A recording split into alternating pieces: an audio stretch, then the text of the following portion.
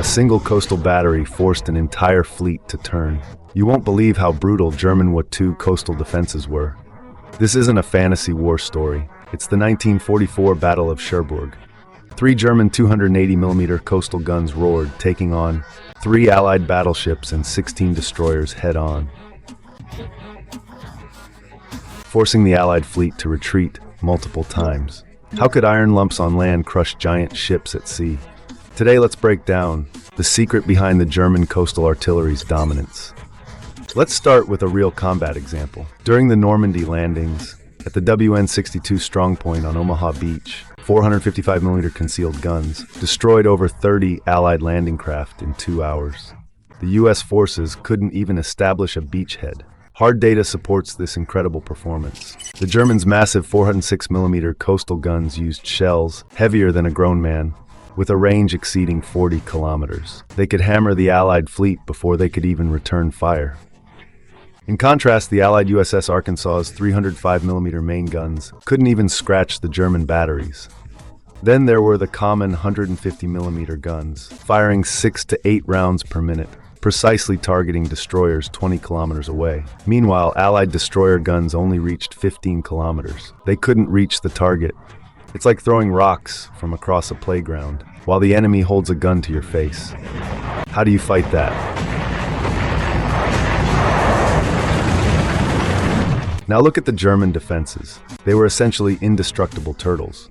At Omaha Beach, gun emplacements used 1.8-meter thick reinforced concrete, topped with sandbags and crushed stone. 500-pound bomber direct hits would only leave a dent. The barrels were hidden in bunkers, retracting to reload after firing. Warships couldn't even aim at them. A German POW once stated that while the naval bombardment shook the earth, they were safe inside the underground bunkers, treating the fleet like target practice. The key was systemic warfare. These guns never fought alone. Cherbourg batteries had optical rangefinders and radar, locking onto minesweepers 10 kilometers away. With naval minefields blocking the path, fleets had to clear mines slowly, making them sitting ducks for artillery. 88mm guns leveled flat to blast tanks, with 20mm flak guns guarding the perimeter. If planes came, they shot the planes. If infantry charged, they swept the infantry. It was an all-around defensive net. Imagine this. If you were an Allied commander back then, facing this terrifying firepower, how would you break through? Here's the main point. Take the Atlantic Wall, for example. There were 14 major fortresses along the line, including Cherbourg, Saint-Malo, Brest, and La Rochelle. Garrisons ranged from a few thousand to tens of thousands. Cherbourg had over 15,000 men. Saint-Nazaire had as many as 30,000. German gun positions were organized systematically, ranging from 150mm up to the staggering 406mm giants. Among them, the most intimidating was the SKC-4 6mm coastal gun. Converted from the unfinished H-class battleships, 2 of these giants were installed at Battery Lindemann in Calais, France, directly threatening Dover, UK. Note, Battery Lindemann actually had 3 406mm guns.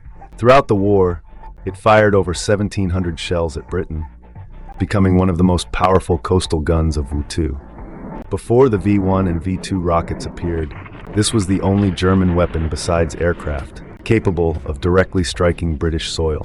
The Germans also used old 305mm naval guns left over from the Weimar era and 280mm guns from Scharnhorst-class battleships, converting them for coastal defense. These batteries used a turret-in-bunker design, placing the turret inside a fortified structure for extremely high protection levels. There were 380mm guns guarding Cherbourg, 280mm guns defending Normandy, supplemented by 150mm and 105mm guns covering gaps. In the core defense zone, rocky promontories were held by 85 soldiers, manning 500 fun. The Allies dropped 380 tons of bombs without destroying them.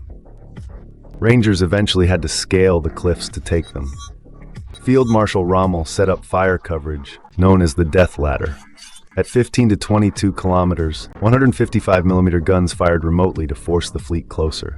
When ships reached 5 to 10 kilometers, 88mm rapid-fire guns greeted the destroyers. At 0 to 5 kilometers, flak guns fired horizontally at landing craft. 3 layers of overlapping fire. The Allied fleet either took hits or risked friendly fire. It was a complete tactical dilemma. Of course, even the strongest guns have flaws. The Allies used aerial spotters and coordinated naval fire to slowly grind down the defensive advantage. Also, German ammunition quality was inconsistent. Many were duds. Otherwise, the USS Texas would have sunk. More importantly, coastal guns are fixed targets. Once special infantry flanked them from behind, they became scrap metal. Brothers, while coastal defense artillery was a defensive